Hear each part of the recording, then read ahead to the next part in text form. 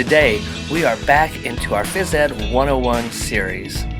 Now, there are many ways out there that can help us learn and know if we are training effectively. There's rate of perceived exertion, power, and heart rate.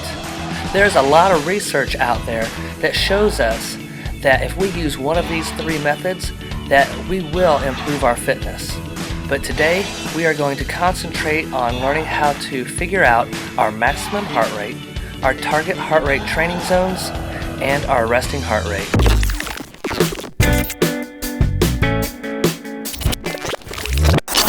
Now, there's many types of formulas out there on the internet that show us how we can figure out what our maximum heart rate is. I looked at a bunch of them and I put my numbers into those different formulas, and I found out that a lot of times the numbers are very close.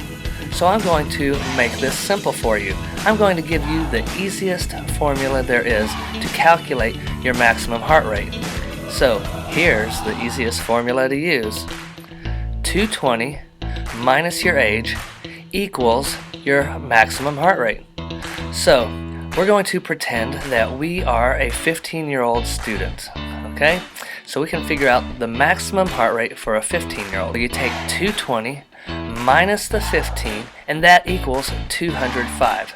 So the maximum heart rate for a 15-year-old would be 205. Pretty easy, right? Now, why do we need to know our maximum heart rate? That's a great question. It's so we can find out what our target heart rate training zones are. We need to know the target heart rate training zones so we can make sure that we are training properly. What is the goal of your fitness program? What are you trying to accomplish? Are you trying to maintain your health? Are you trying to improve your aerobic fitness? Or are you trying to develop your performance and speed? So how do I figure out my target heart rate training zone? This is going to be easy math, and I want you to remember that we're acting as if we're 15-year-olds. So our maximum heart rate is 205. Now we're going to figure out our target heart rate training zone for the 60 to 70%, which is the fat burning zone. Now what we're going to do is we're going to take the 205, the max heart rate, times 0.60 for the low end, and the 205 minus 0.70 for the high end of the range. Now you might be wondering where I came up with the 0.60 and the 0.70. Well, if you see there on the blue line, the 60 to 70% is percentages. And if we remember back to math class, we cannot multiply percentages. We have to turn them into decimals. So let's look at the problem. Here we go. 205 times 0.60 equals 123. 205 times 0.70 equals 143.5. So the target heart rate training zone for the fat burning zone, the 60 to 70% zone for a 15-year-old, would be 123 to 143.5. The last thing we are going to look at today is resting heart rate. You can begin to tell what type of shape you are in by your heart rate. Now, I'm not saying that a low heart rate means that you are definitely in great shape. That is just one factor that we are looking at in this video. But it's a great start. And you can always look at a chart like the one shown here to kind of gauge what type of shape you are in.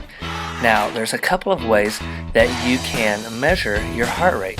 One is with your carotid pulse at the carotid artery in your neck. The other way is with the radial pulse in your wrist. You always want to make sure that you use two fingers, your first two fingers, and not your thumb. Your thumb has a pulse of its own. When you take your pulse, you want to measure it for at least 10 seconds. Then take that number times 10. Now the best time to figure out what your resting heart rate is right in the morning before you even get out of bed. But if you can't remember to do that, which is really hard to do, you can relax in a quiet room for 5 to 10 minutes and then take your pulse. As you can see, it's pretty easy to figure out what your maximum heart rate is, your target heart rate training zones, and your resting heart rate. If you use your heart rate data appropriately during your training, you can advance quickly and you will have less chance of getting injured. Many professional coaches use heart rate data for their athletes to advance them from one level to the next. It is a great way to train. Now, I truly hope that you learned something from this video. If you did, make sure to comment, give me a thumbs up, and share this with a friend. Don't forget to watch the other videos in the Phys Ed 101 series, and see you in the next video.